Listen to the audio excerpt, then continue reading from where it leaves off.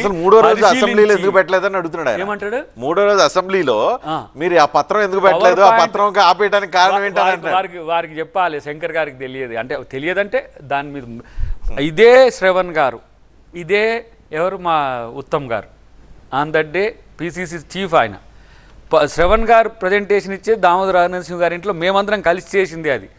అట్లనే కేసీఆర్ ఎట్లా power point presentation ఇచ్చిండ్రు, మేడిగడ్డ ఈడ సుందిల్ల ఈడ 9-8 నుంచి ఇట్లా రావాలని ఒక డ్రామా ప్లే చేసింది కదా.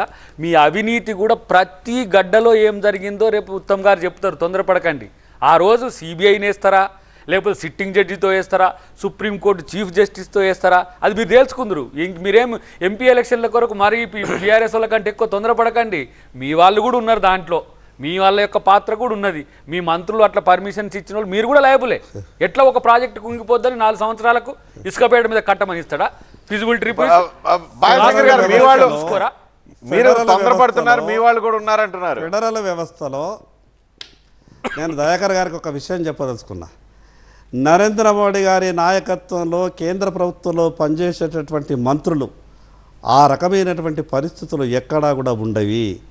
ఈ ఫెడరల్ వ్యవస్థలో రాష్ట్ర ప్రభుత్వం నుంచి ఏవైనా అనుమతుల కొరకు ఈ రాష్ట్ర ప్రభుత్వం ప్రతిపాదించినటువంటి అనుమతుల కొరకు ఏదైనా ప్రతిపాదనలు పంపితే కేంద్ర ప్రభుత్వం సాయం చేయాలన్న ఆలోచనతోనే అనుమతులు ఇస్తారు తప్పితే ఎక్కడనో లాలూచిపడి మరి నరేంద్ర మోడీ గారి ప్రభుత్వం నరేంద్ర మోడీ గారి నాయకత్వంలో అది జరిగే పనేనా?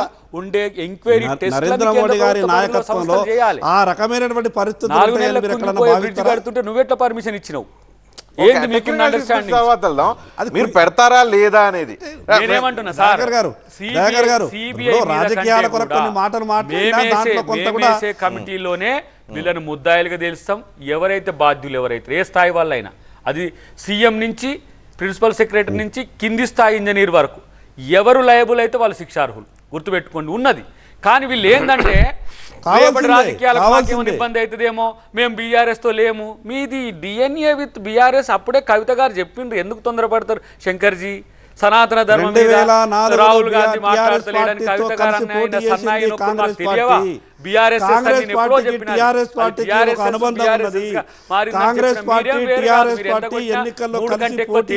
పోయేది లేదు. ఇంకా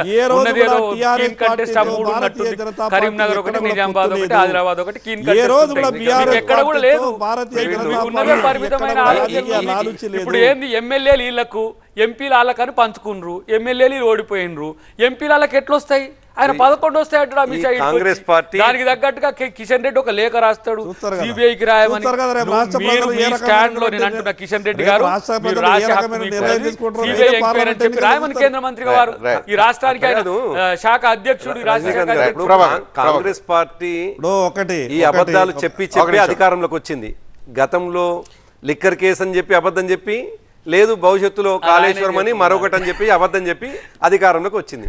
మేము ఏమంటున్నామంటే నిజమే, ఈ ఆరోపణలే నిజమైతే ఇప్పటికే సోనియా గాంధీ గారు, నేను కోరుకోవటం లేదు ఎందుకంటే మేము ఒక ఆడతల్లిగా తల్లిగా ఆమెను మేము తప్పుపట్టట్లేదు, కానీ ఆమె మీద వచ్చినటువంటి ఆరోపణలో జైల్లో ఉండాలి ఆమె. నేను అందుకే అంటున్నాను, అదే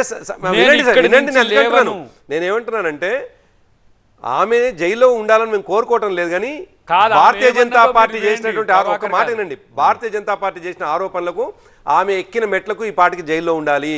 కానీ నేను అందుకే అంటున్నాను ఇంకో మాట, 3 సార్లు జైలుకు పోయి వచ్చినటువంటి డికే శివకుమార్ గారు, మీకు పార్టీ కాంగ్రెస్ నాయకుడు, మన మీ ఇక్కడ తెలంగాణకు ఆయన అడపాదడప ఇన్ఛార్జ్ గారు, ఆయన ఇప్పటికీ జైల్లో ఉండాలి. ఆయన ఒకవేళ ఆయన అవినీతి చేసినట్లయితే మీ పార్టీకి సంబంధించిన సీనియర్ నాయకుడు చిదంబరం గారు జైలుకు పోయి వచ్చిండ్రు, ఆయన కూడా ఒకవేళ చేసింది అవినీతి నిజమనే ఆరోపణ ఉంది నిజమైతే, నేనేమంటున్నాను ఆరోపణ వేరు, నిందలు వేరు, నిరూపణ వేరు. కాబట్టి మా మీద వచ్చినటువంటి నిందనలు కేవలం రాజకీయ నిందలు మాత్రమే, ఆరోపణలు మాత్రమే. ఆరోపణలు నిజం కావు, అవి సత్యదూరమైనటువంటి విషయం, అవి దేనికైనా సిద్ధమైనటువంటి మాట మేము చెప్తుంటే పదే పదే లిక్కర్ అని మాట్లాడడం, పదే పదే కాళేశ్వరం అని మాట్లాడడం, పదే పదే ఇంకో మాట మాట్లాడడం అనేటువంటిది ప్రజలు నవ్వుకుంటారు. ఇంకా కాంగ్రెస్ పార్టీ చేసేటువంటి అసంబద్ధమైనటువంటి ఆరోపణలతోటి ప్రజలు మోసపోబడ్డారు. ఇవాళ చేయాల్సినటువంటి 5 ఇమ్మీడియట్ గా సంతకం పెడతామన్నటువంటిది ఎందుకు చెయ్యక ఈ ముచ్చట్లు ఎందుకు చెప్తున్నారు? శ్రీకాంత్ గారు. ఈ ముచ్చట చెప్పి ప్రజల్ని ఇంకా ఏం ఓటేయాలనుకుంటున్నారు? ఒక మాట మీ తేలిపోయింది, పార్లమెంట్ లో ఏందో మీ తేలిపోతుంది. నేను ఒక మాట చెప్తున్నా, వారు అవినీతికి వారు బాధ్యులు గారు, నేను ప్రభుత్వంలో ఇంకా బాధ్యుని కాను. కానీ అవినీతి ఇప్పుడు ఈ రోజు ఛాలెంజ్ చెప్తున్నాను, ఈ వేదిక మీద రేపు మనం పోయే చర్చించే చర్చలు మీ యొక్క గరిబను, మీ యొక్క ఇంటెన్షన్, సాధ్యం కాదు. మీ యొక్క అవినీతిని, మీ యొక్క అక్రమ దోపిడీ తెలంగాణ ప్రజలు కాదు, దేశం మొత్తం చూస్తుంది.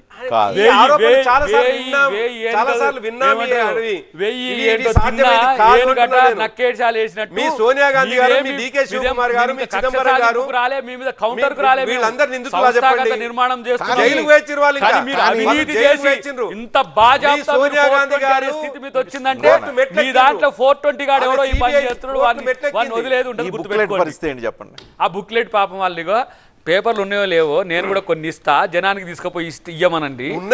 ఒక్కడన్నా నమ్ముతాడేమో. బహుశా టీవీ నైన్ అంత సమయం లేదు కాబట్టి ఇంత చదవలే. నేను ఏదన్నా ఒకటి తప్పని చెప్తే చదువుకోవడానికి అంటే లేకపోతే బుక్ ఇచ్చి పంపిస్తాయి. ఈ సమయం ఇది అయిపోగానే ఇచ్చినటువంటి ఇష్టం వచ్చిన జనంకి పంపిణీ చేస్తారా బుక్? ఇప్పటికి మీ టీవీ చూస్తారు, మీది తక్కువ సబ్స్క్రైబ్ ఉన్నటువంటి దాని మాదేం లేదు, మేము వెబ్సైట్ లో కూడా బుక్ పెట్టాము, పెద్ద విషయం కాదు. ఎవరు అనుకోవడం లేదు. రెచ్చగొడుతున్నారు, మీరు రెచ్చగొడుతున్నారు, రెచ్చిపోం. మీరు అవినీతిని వినండి, రుణమాఫీ అనేటిది, రైతు బంధు అనేటువంటిది, నిరుద్యోగ భృతి అనేటువంటిది, ఇవన్నీ అబద్ధపాలా, అవాస్తవాలా? రేపు అవాస్తవాలా? ఈ రోజు సంతకం పెడతారు, ఇరిగేషన్ మినిస్టర్ ఉన్నాడు. కానీ